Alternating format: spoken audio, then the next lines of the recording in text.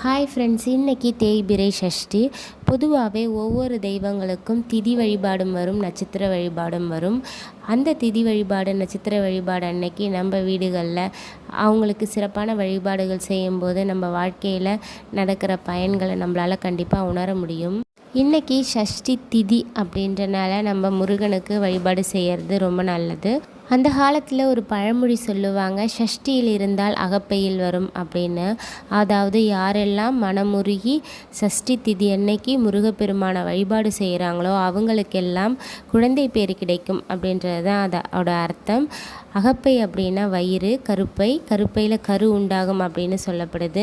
அதனால் யார் யாருக்கெல்லாம் குழந்தை வரம் வேணுமோ முருகப்பெருமான திருவடிகளை நல்லா பற்றிக்கிட்டு மனதார உருகி நீங்கள் வழிபாடும்போது கண்டிப்பாக முருகன் அந்த குழந்தை பேர் செல்வத்தை உங்களுக்கு கொடுப்பாரு. வீடியோ பிடிச்சிருந்தது அப்படின்னா ப்ளீஸ் சேனலை சப்ஸ்கிரைப் பண்ணி